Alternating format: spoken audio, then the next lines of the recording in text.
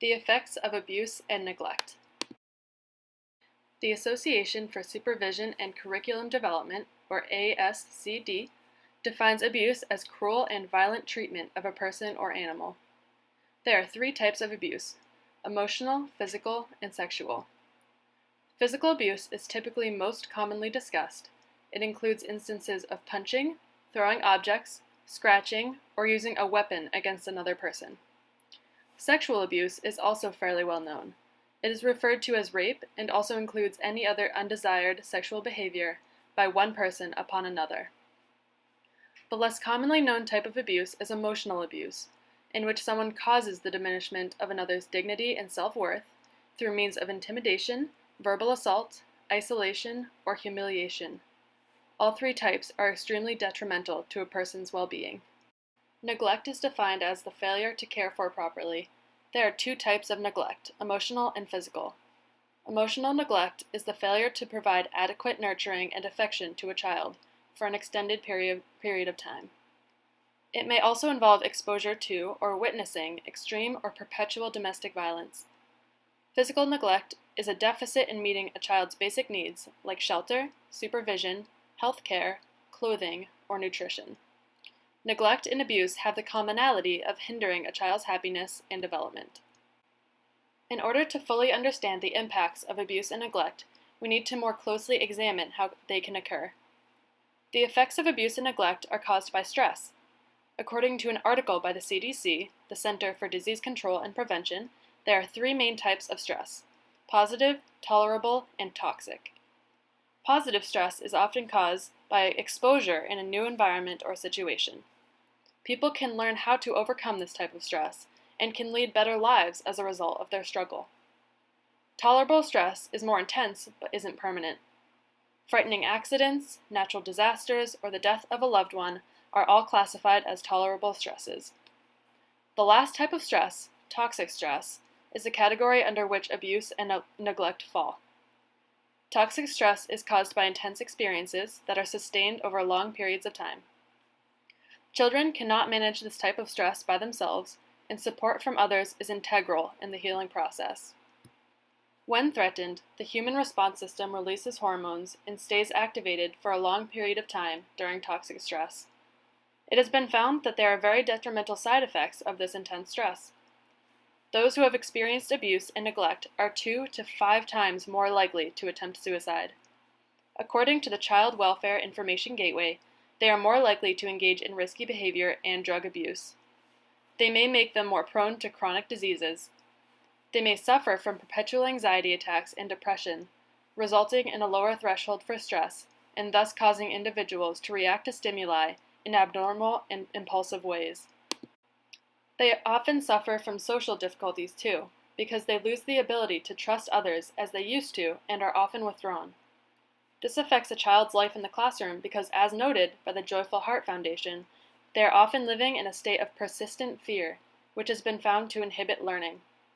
They are often closed off to their teacher emotionally, forming a wall between them that makes it more difficult to establish a relationship. If a child doesn't feel safe in the classroom, they are going to be more worried about possible threats to them than the math problems on the board. Only when a child feels safe, secure, and respected can they truly even start the learning process. Abuse and neglect shuts children down mentally, and therefore academically, and it is our job as teachers to find a way to coax their inherent fear out of them and fortify their minds. Abuse and neglect also have more direct negative impacts on learning. According to the CDC, stress hormones can actually result in permanent changes in the development of the brain, impairing some of its functions like the connection of brain circuits. Physically, this can even make the brain smaller. Abuse and neglect can also damage the hippocampus in the brain, the area responsible for learning and memory. This has clear ramifications for learning. It makes it more difficult for a child to remember important information, a quality which these days is essential for most assessment. It will be harder for students who experience traumatic incidences like abuse and neglect to access the same information as students who don't even know what unsafe feels like.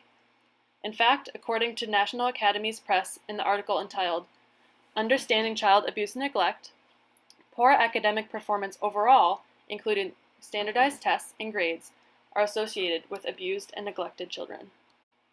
Those affected by abuse and stress also have difficulty concentrating, putting them in a state of fear that detaches them from the learning process. There is also some evidence to suggest that abuse and neglect impacts the acquirement of speech and language. In Julia Welk's article entitled "Understanding the Impact of Abuse and Neglect on Speech and Language Development," it is noted that 35% of children with speech and language delays experienced maltreatment.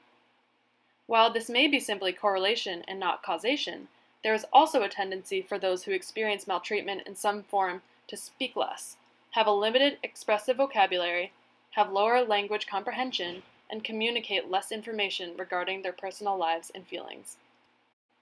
Knowing that students are diverse in the way of how they are treated outside of school is beneficial to a teacher for the reason that these students will learn in different ways and have more difficulty engaging themselves in school. Teachers need to develop lessons and assessments that involve less memorization to accommodate those that may be cognitively unable to complete such tasks. Fair assessment is so important in schools and to diverse students because we all learn and show our learning in a different way. Just because there is a mismatch between how a student can show learning and how they are actually assessed doesn't mean the student doesn't know anything. They should be given the same opportunity, but not the same means, to show what they know. Also, since socialization and classroom community are also important parts of the learning process, it will be essential to identify which students may struggle with these based on traumatic experiences. The ASCD offers several instructional solutions for teachers about how to support an abused and neglected child in the classroom. The first is to maintain high expectations, reasonable goals, and assuming that child readiness is the same for these students. This is a way to honor the strength and courage of a student, encountering the emotionality that is associated with abuse and neglect. In this way, the child can begin to feel confident in his or her academic abilities. Another way teachers can support children is to incorporate art, music, drama, and creative writing into the classroom. This will serve as a potential outlet for pent-up emotions. It also gives children a sense of stability and the assurance that they have control over what they are doing.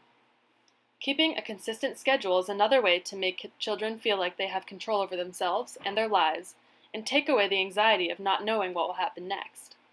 Having a sort of stability in school that they may not have at home is crucial in the learning process. Morning meeting is another strategy teachers can use that will specifically target and repair a child's receding security in social interactions. Morning meetings establish a sense of community and encourage the involvement of each individual. It fosters caring, appreciation for differences, and recognition of others. The importance of the teacher's role in supporting students with diverse needs, such as those who have experienced abuse and neglect, is unexplainable. In order to move forward in a way that is most beneficial for the child, teachers need to be fully informed about the causes and signs of maltreatment.